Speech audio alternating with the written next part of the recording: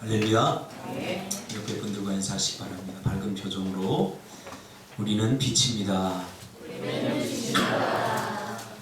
빛은 환하죠. 오늘 새벽에도 설교가 그거예요. 빛과 어둠이 같이 공존할 수 없듯이 미움과 사랑이 같이 공존할 수 없습니다. 어두움이 빛이 오면 사라집니다. 빛과 어둠이 같이 공존할 수 있나요? 없어요. 그렇듯이 우리 하나님의 백성에게 미움과 사랑이 같이 공존할 수 없습니다. 밉든지 사랑하든지 어둡든지 환하든지 우리는 다 빛의 자녀들입니다. 다시 한번 밝게 삽시다. 오늘 이 말씀 중심에서 Not again but from above 라고 하는 제목으로 하나님 말씀 증거하겠습니다.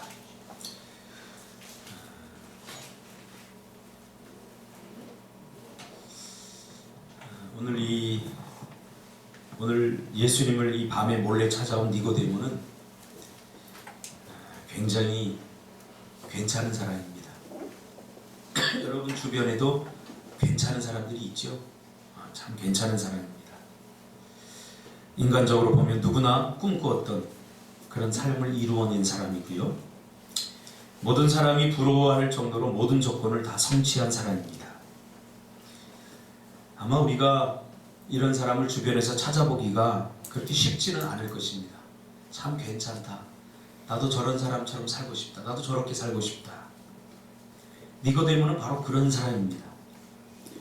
근데 중요한 것은 그 자신이 그가 이룬 그 꿈과 성공에 대해서 만족하지 못하고 늘 어떤 허전함을 가지고 있었다는 것입니다. 그런데 자신도 왜 허전한지 그 이유를 모르겠다는 거죠. 그것을 어떻게 알 수 있죠?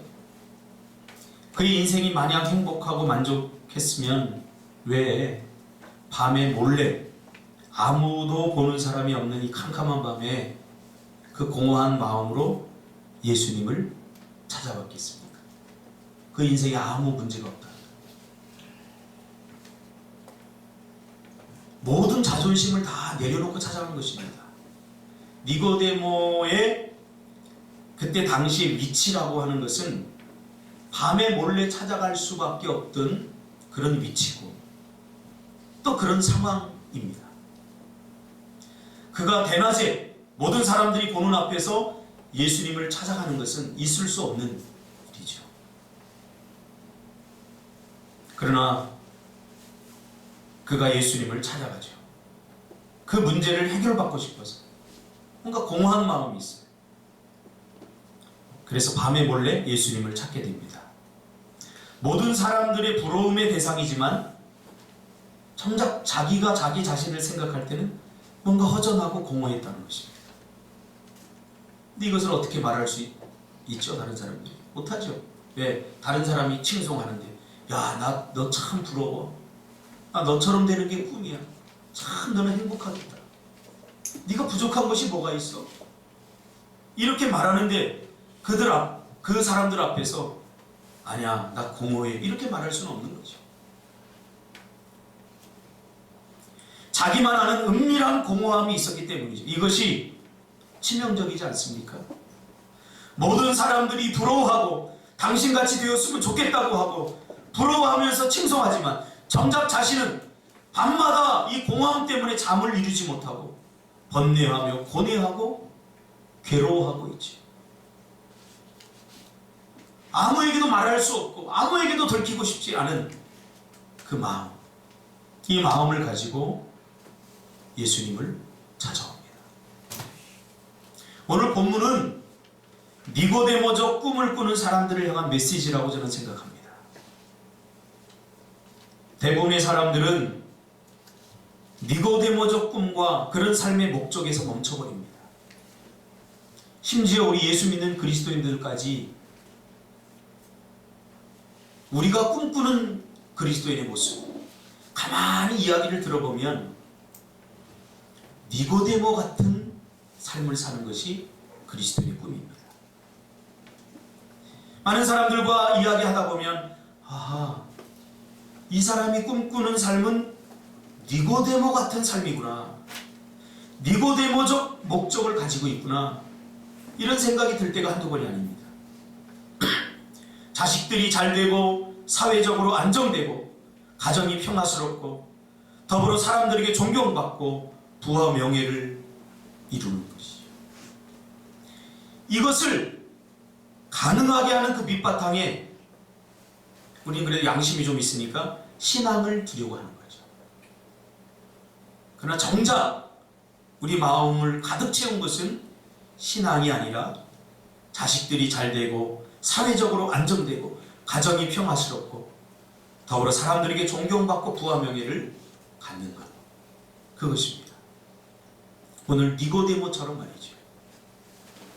그것이 가장 고상한 인생이라고 보는 것입니다.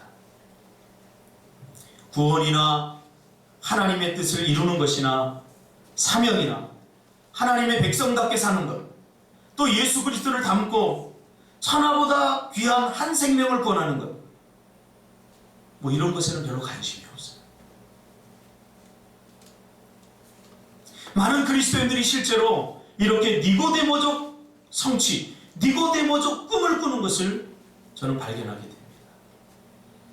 아브라함 메슬로의 욕구 이론에 의하면 니고데모는 4단계 내적 성취, 외적 성취를 지나 5단계 자아 실현의 단계까지 도달한 사람입니다. 이 5단계 자아 실현이 뭐지요?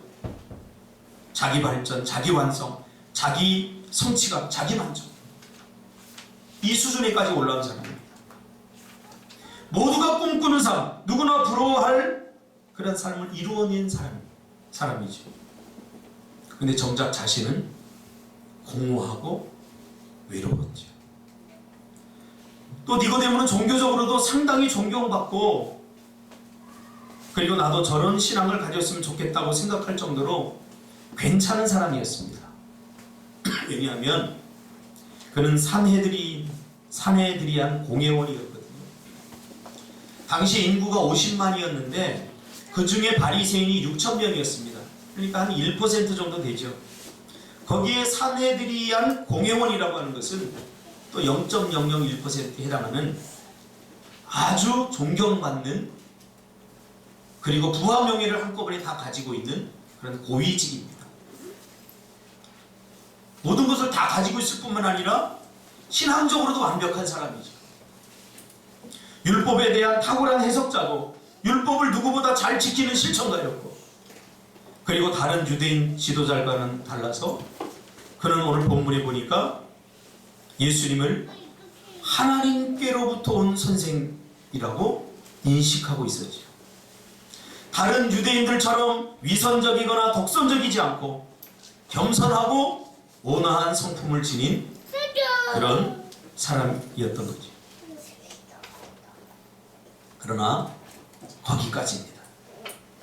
니고데모는 바로 거기까지입니다. 그가 예수님은 하나님께로부터 온 선생이다 라고 하니까 많은 사람들이, 야, 참 대단하다 이 니고데모, 예수님께 칭찬을 듣겠다, 이렇게 기대하지만 오늘 본문을 자세히 보면 니고데모가 예수님은 하나님께로부터 온 선생입니다 라고 인식하게 만든 것이 뭡니까? 오늘 2절에 보니까 예수님이 행하신 표적을 통해서입니다. 여기 집중하세요. 은주는 나가세요. 나가게 될 것. 저 사무실에. 2절에 보면 예수님이 행하신 표적을 통해서 이 니고데모가 예수님을 어떻게 인식했냐면 하나님께로부터 온 선생입니다, 이렇게 인식했다는 거죠. 뭘 보고 알 수 있죠? 예수님께서 베푸신 기적을 어떤 누구도 할 수 없었기 때문입니다. 그렇기 때문에 그는 하나님께로부터 온 선생으로 인식한 것입니다. 그러면서 이렇게 할 수 있었던 것은 하나님이 당신과 함께하기 때문이다 라고 말하고 있죠. 그러니까 니고데모가 예수님을 향해서 다른 바리새인들과는 달리 당신은 하나님께로부터 온 선생입니다. 왜냐하면 나는 당신이 베푸는 기적과 표적을 봤습니다. 그것을 보니까 당신은 하나님께로부터 온 선생이 이미 분명합니다. 그러면서 하나님이 당신과 함께합니다. 얼마나 멋진, 다른 바리새인들과 너무나 다른 겸손한 고백 아닙니까? 이쯤 되면 많은 사람들이 기대를 하죠. 예수님이 칭찬하겠다. 예수님이 뭔가 이 사람의 믿음에 대해서 높이 평가하겠다. 주님은 그 기대를 사정없이 깨버리고 뭐라고 합니까? 예수께서 대답하여 이르시되 진실로 진실로 내게 이르노니 사람이 거듭나지 아니하면 하나님 나라를 볼 수 없느니라 하면서 찬물을 끼얹어 버립니다. 그동안 아무에게도 들키지 않았던 자신의 중심에 있던 심각한 고민을 예수님께 순식간에 들켜버린 거죠.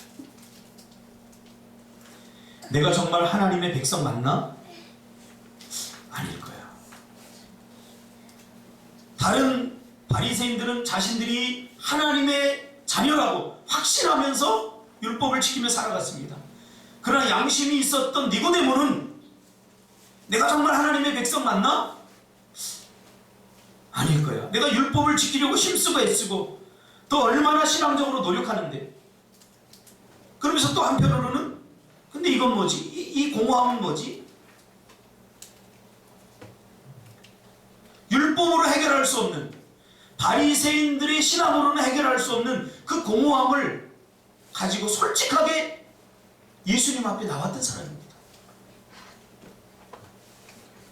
다른 사람들이 칭찬을 드리며 믿음 좋은 사람, 하나님께서 복을 주셔서 사회적으로도 성공한 사람, 이런 칭송을 들었지만, 그러나 그것이 이 공허한 마음을 해결할 수 없었던 거죠.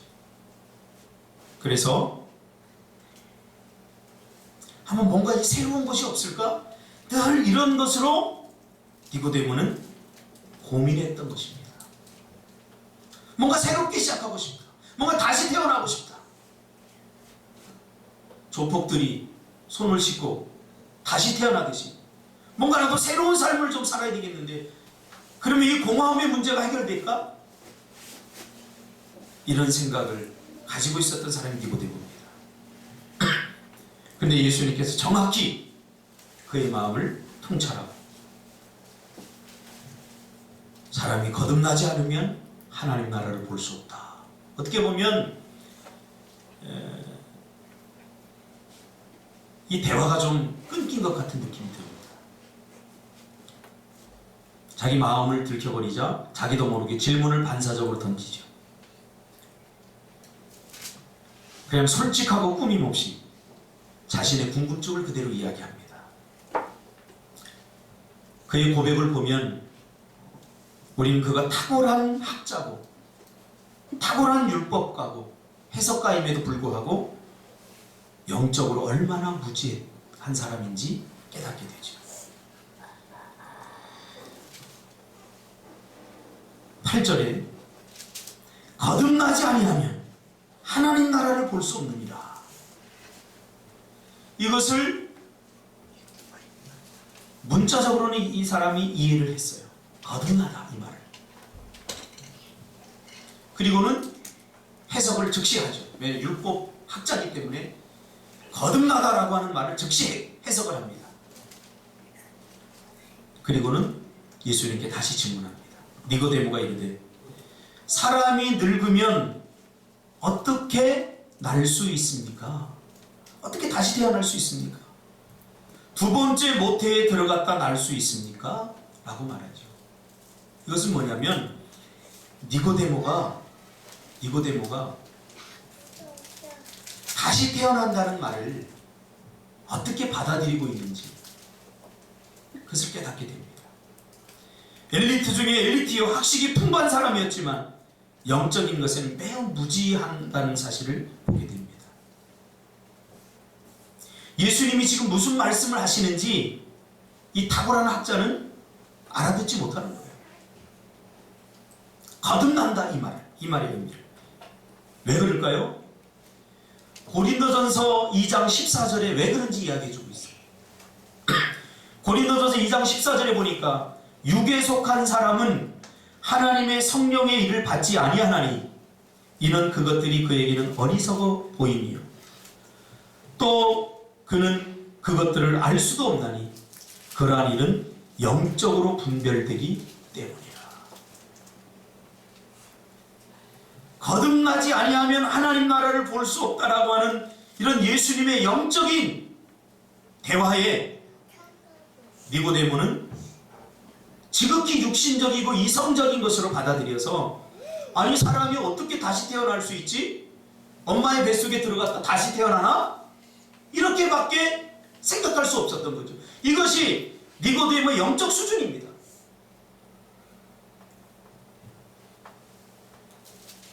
설교를 준비하면서 그런 생각을 한번 해봤어요. 조투소에게, 조투소는 우리 대한민국 국민이 아니에요. 미얀마 국민이에요. 조투소에게 매일 붙잡아 놓고 대한민국 국민의 의무, 대한민국 국민의 어떤 책임, 또 대한민국 백성답게 사는 것이 어떤 것인가 밤낮 내가 얘기해주면 조투소는 어떻게 될까? 별로 신경도 안 쓸 거예요. 왜 나는 미얀마 사람인데? 왜 나에게 이런 얘기를 하지? 관심도 없고 그런 것에 전혀 신경도 안 쓸 거예요. 제가 설교를 하면서 문득 그런 생각이 들었어요. 육에 속한 사람과 영에 속한 사람 분명히 다른데 지금 예수님께서 이 육에 속한 니고데모에게 거듭나야 된다라고 말하니까 육의 수준에서 이걸 받아들이는 거니까 엄마의 뱃속에서 어떻게 다시 태어날 수 있습니까? 하고 물을 수밖에 없는 거죠. 굉장히 바보스러운 질문입니다. 근데 고린도전서 2장 14절에 보면 왜 그럴 수밖에 없는지 이야기해주고 있죠. 그러니까 예수님은 너의 인생의 그 공허하고 텅 빈 문제는 이 세상의 그 어떤 것으로도 해결될 수 없고 거듭나야만이 해결될 수 있다고 말하는 거죠. 너 세상 사람들이 다 부러워하는 거 다 가졌지. 그리고 성공하고 성취했지. 그런데도 공허하지. 그 왜 그런 줄 알아? 이것은 영적인 일이고 이것은 거듭나야 해결될 수 있는 문제야 라고 예수님이 정확히 문제를 짚고 지적해 주잖아요.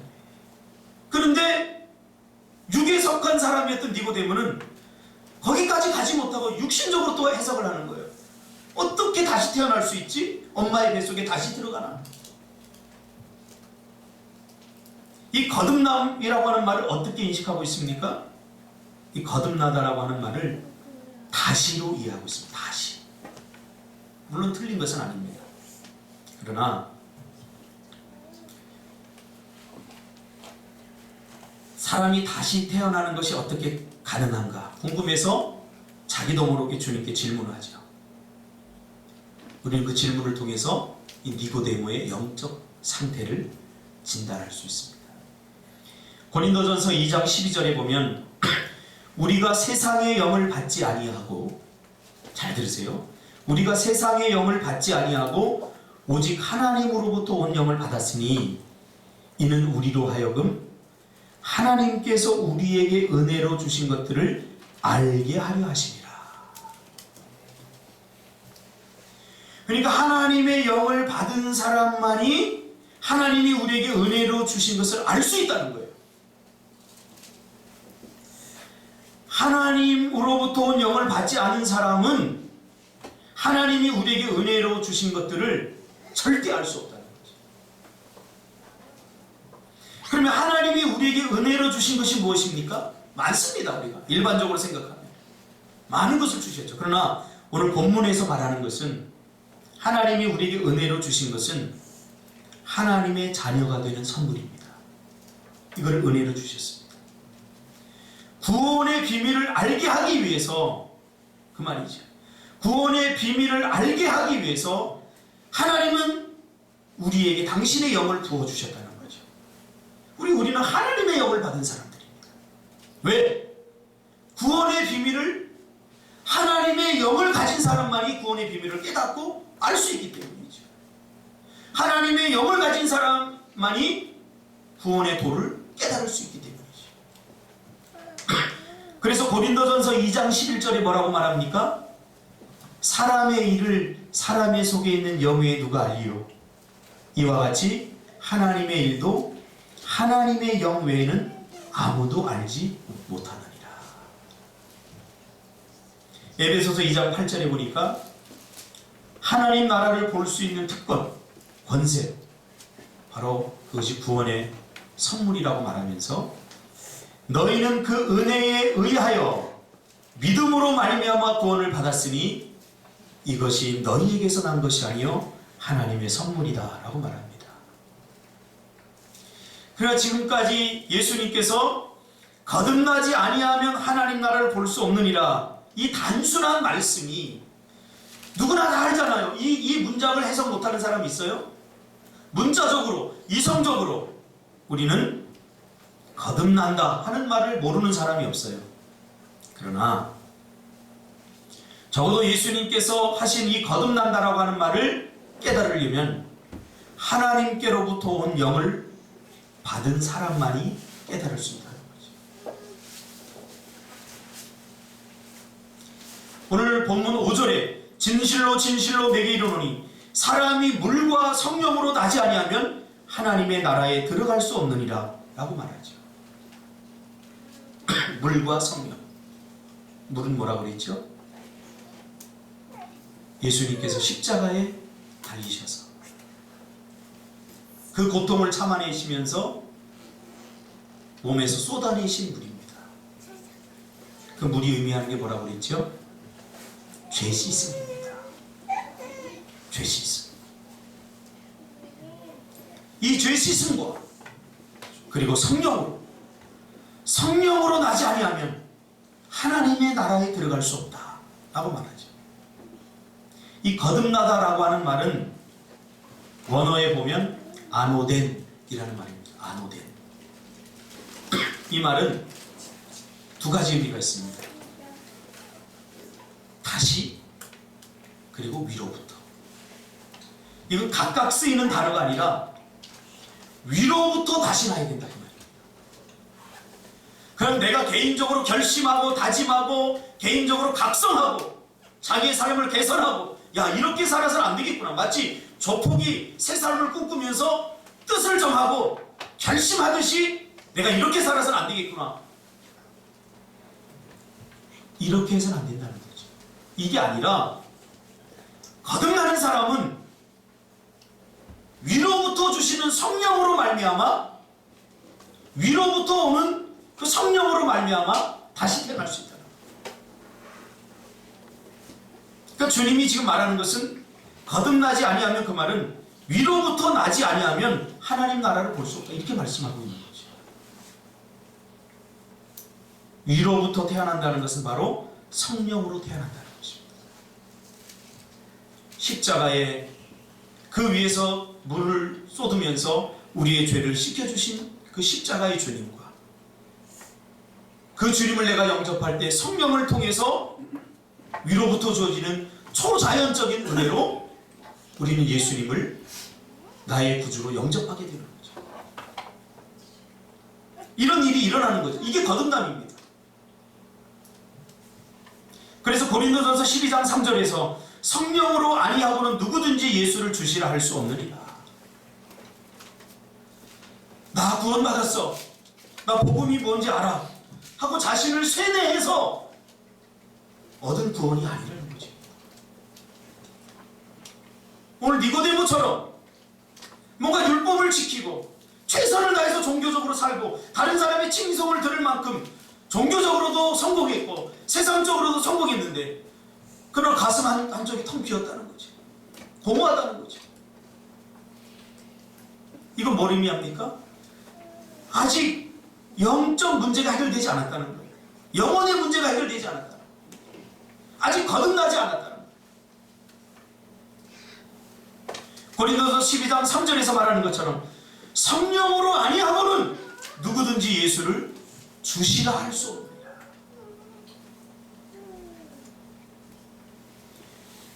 설교를 제가 하면서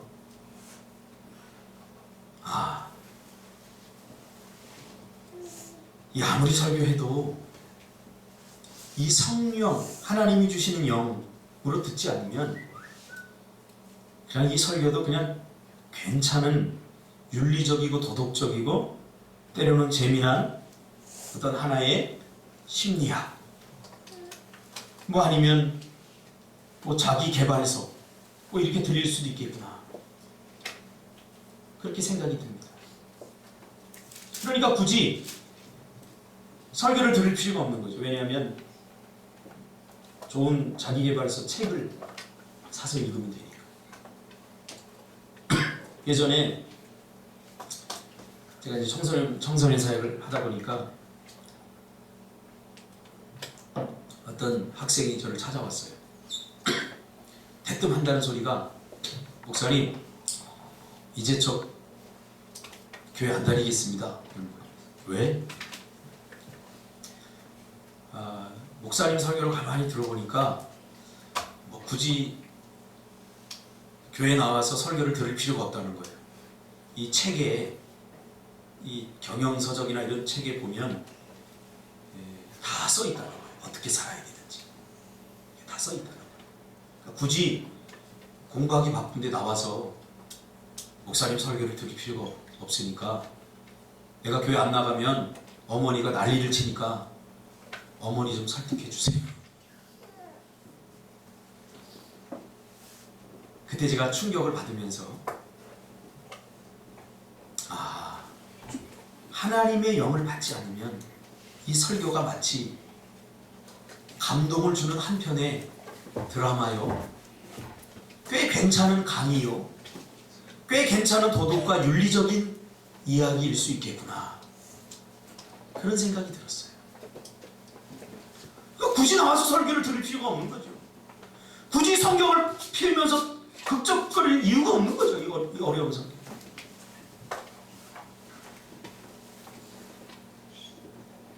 설교도 이 성령의 깨닫게 하심과 인도하심을 의지하지 않으면 그렇게 들릴 수 있겠구나. 오늘 니고데모처럼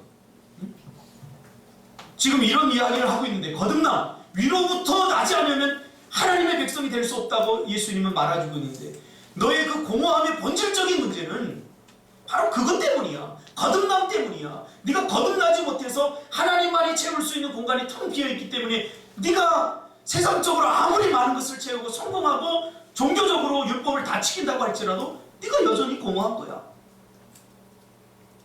예수님이 그렇게 말해주고 있지만 지극히 육신적이었던 사람인 니고데모는 이 말을 알아듣지 못하는 거지. 깨닫지 못하는 거지.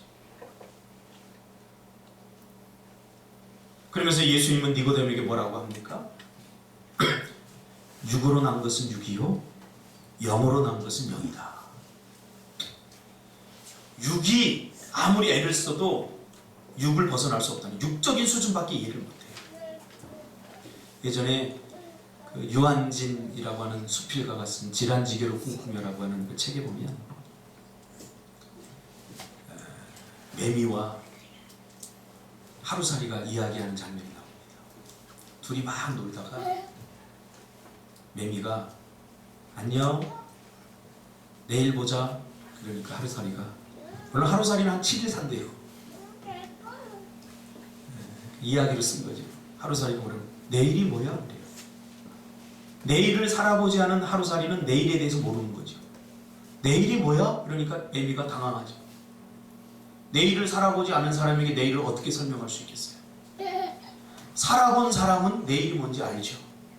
살아보지 않은 사람은 내일을 설명할 수 없어요. 거듭남이라는 것도 마찬가지예요. 거듭나지 않은 사람에게,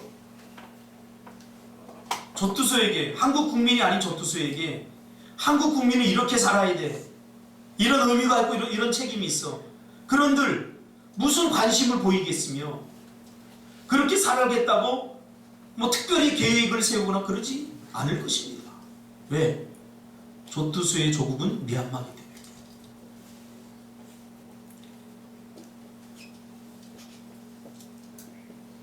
육으로 난 것은 육밖에 도달할 수 없어요. 오직 영으로 난 것만 영까지 도달할 수 있는 거죠. 하나님께서 우리에게 영을 다 부어주셨어요. 그러면서 위로부터 난다는 것의 실체인 성령에 대해서 예수님께서 말해줍니다. 바람이 임의로 불매 내가 그 소리는 들어도 어디서 와서 어디로 가는지 알지 못하나니 성령으로 난 사람도 그러하니라. 그렇죠? 바람이 이렇게 부는데 바람의 실체는 우리가 느끼고 바람의 실체는 알면서도 이것이 어디서 와서 어디로 가는지, 물론 요즘은 과학이 발전해서 이거 어디서 부는지 다 알아요. 예수님께서 그때 당시의 문화를 사용했기 때문에 너희들 바람의 실체는 느끼고 경험하지 않느냐? 근데 이것이 어디서 왔다 어디로 가는지를 모르지 않느냐?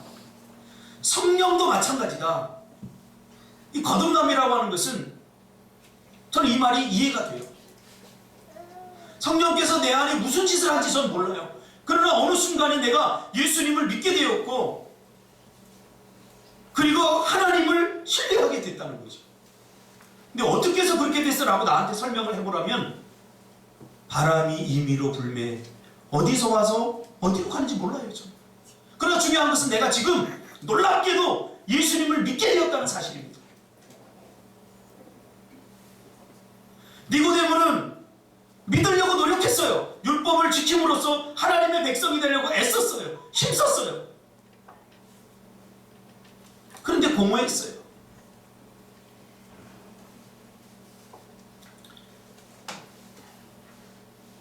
니고데모에게 지금 하는 말이죠. 너 내가 무슨 이야기 하는지 너 못 알아들어. 지금 8절 이후에 지금 계속 그 얘기를 하는 거예요.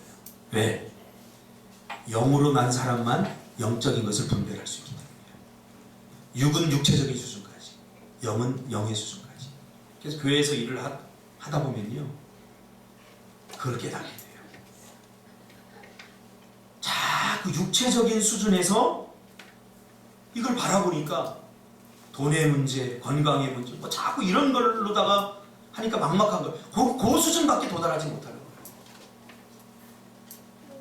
영의 눈을 들어서 봐야 되는데, 영적인 수준에까지 가야 되는데 영이 죽어버렸기 때문에 아무리 영의 이야기를 해도 육체적인 수준으로 이성적으로밖에 생각할 수 없다는 거죠. 그러니까 자꾸 비본질적인 것, 비본질적인 것에 자꾸 관심을 갖게 되는 거죠. 그러다 보니까 종교인이 되는 거죠. 한 생명을 구원하는 일, 전도하는 일, 교회를 세워나가는 일, 서로 사랑하는 일, 이런 데는 관심이 없고 종교적인 것들, 형식적인 것들에 마음을 다 빼앗길 수밖에 없어요. 왜? 그것밖에 보이지 않기 때문에. 저 이해를 해요.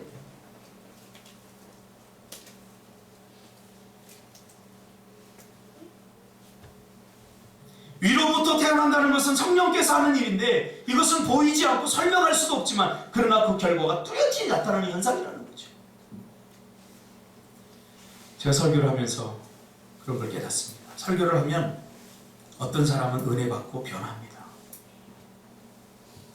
근데 어떤 사람은 변하는 것 같은데 또 안 변해요. 어떤 사람은 도덕적이고 윤리적, 심리학적 관점에서 이것을 받아들이기 때문에 야, 오늘 목사님 설교 참 좋았어. 그것으로 끝나요. 삶이 변화되지 않아요. 왜? 육적인 수준에서 받아들였기 때문에. 영이 살아있는 사람은 히브리서 4장 12절 말씀처럼 하나님의 말씀이 살아있고 활력이 있고 좌우의 날선 어떤 검보다 예리한 혼과 영과 관절과 골수를 쪼개는 말씀이 되어서 우리의 영혼을 이롭게 하지만 영이 죽은 사람에게 하나님의 말씀은 괜찮은 강의나 한편의 이야기로 들릴 수 있겠구나, 그런 생각을 해요. 그러니 설교를, 괜찮은 설교를 듣고 결심하고 다짐해보지만 도달할 수 있는 게 어디예요? 육적인 상태. 그러니까 다시 원점으로 돌아가는 거예요. 우리 육신적인 것으로 우리 영을 변화시킬 수 없기 때문이죠. 말씀을 들을 때 성령의 깨닫게 하심을 통해서 나타나는 놀라운 변화와 놀라운 회개, 그런 능력을 경험하지 못하게 돼요. 말씀이 지루할 수밖에 없고 기도가 의무일 수밖에 없죠. 그러니 말씀을 들으면 괜히 짜증날 수도 있습니다.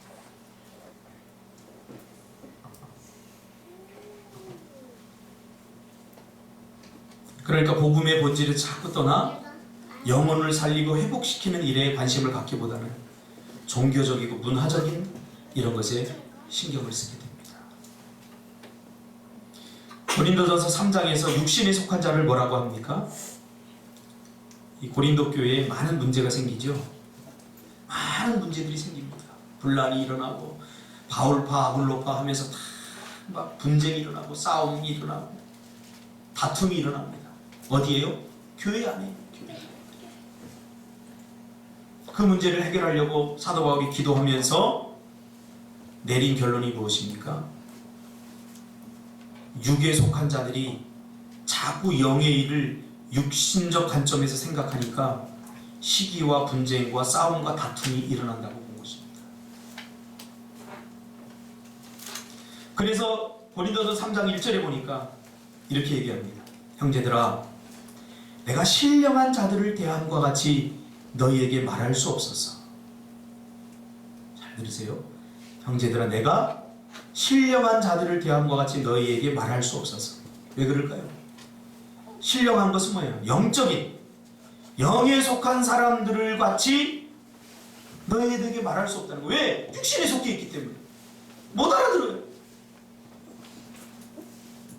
매미가 하루살이에게 내일 만나자 그러면 내일이 뭔지 모르는 사람에게 내일 만나자, 내일 뭐하고 내일에 대해서 얘기하면 대화가 되겠습니까? 그래서 사도 바울은 고린도 교회 안에 이미 영에 속한 자들과 육신에 속한 자들이 있다는 것을 깨닫게 되죠.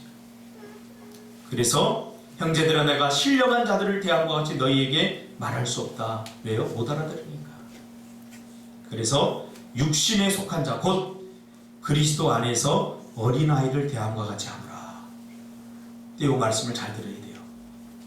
육신에 속한 자, 곧 그리스도 안에서 어린아이를 대함과 같이 하노라.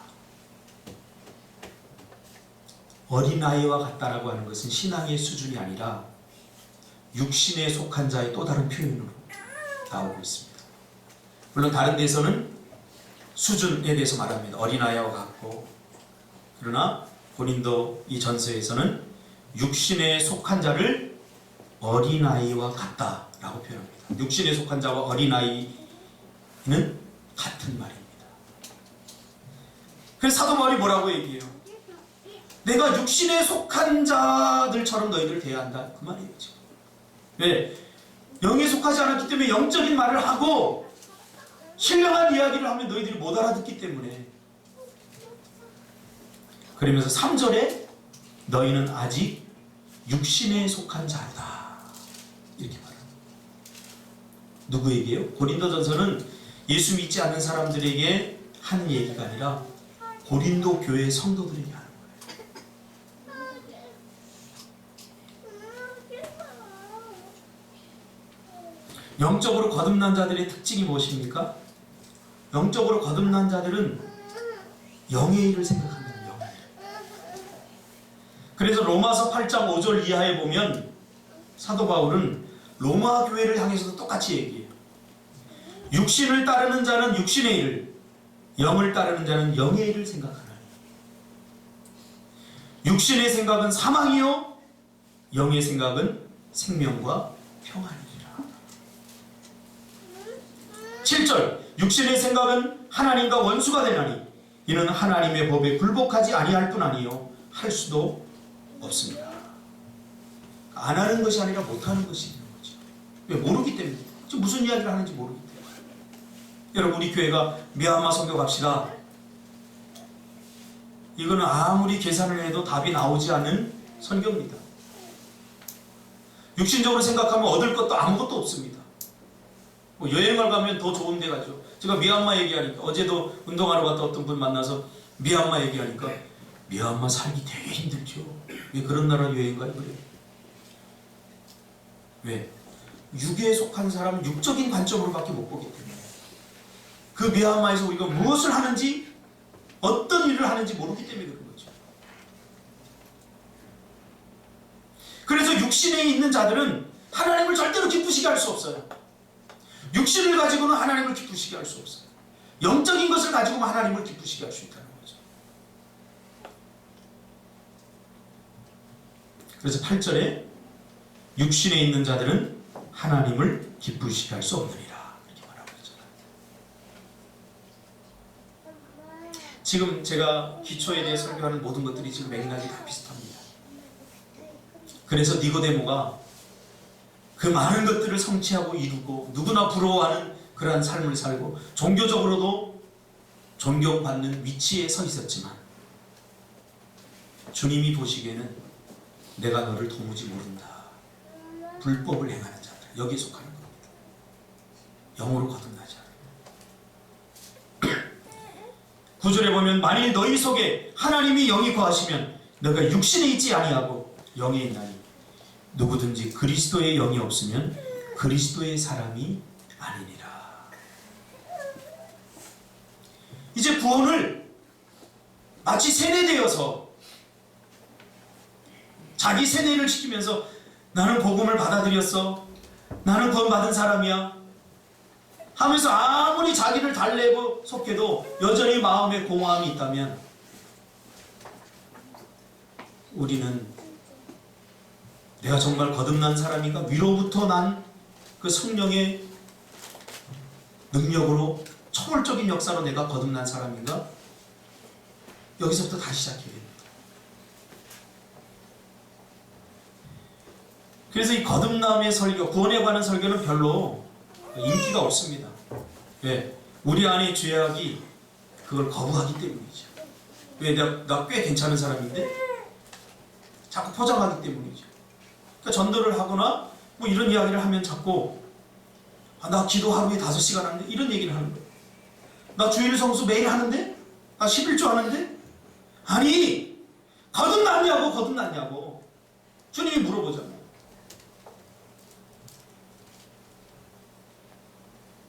영에 속한 사람의 특징이 있습니다. 하나님이 기뻐하고 하나님께서 관심이 있는 일에 관심을 갖고 하나님 중심으로 살려고 한다는 거죠. 이게 영에 속한 사람들의 특징입니다. 영에 속한 사람들은 자신의 만족이나 자기의 기쁨보다 하나님의 만족, 하나님의 기쁨을 추구하죠. 거기서 진정한 만족과 기쁨을 얻게 돼요. 그러나 육에 속한 사람들은 자기 기쁨을 구하고 자기 평안을 구하고 자기 영광을 구하죠. 하나님에게 별로 관심이 없습니다. 조금 미안하니까 조금 관심 있는 척하죠. 하나님의 영광보다 자기 자존심, 자기 체면이 더 중요합니다. 여러분 거듭나셨습니까? 저도 이 설교를 헬시 크리스천이라고 하는 주제를 놓고 기초부터 다시 시작해야 되겠다 이렇게 생각하면서 이런 설교를 준비한다는 것이 결코 쉽지는 않습니다. 그러나 반드시 해야 되는 설교이기 때문에 제가 준비를 하면서 마음이 무겁습니다. 왜? 저는 여기에 있는 모든 성도들이 거듭난, 물과 성령으로 거듭난 하나님의 백성이 되어서 니고데모처럼 억지로 뭔가를 하고 이성적으로 육신적인 수준에서 머물기를 원하지 않기 때문이죠. 왜? 위로부터 거듭난 사람은 세상이 줄 수 없는 기쁨과 세상이 줄 수 없는 행복을 누릴 수 있기 때문이죠. 그러므로 물과 성령으로 거듭나지 않았다면 우리의 모든 종교적 행위는 결국 니고데모 수준까지밖에 도달할 수 없다는 것을 알아야 됩니다. 니고데모 수준. 기도하겠습니다.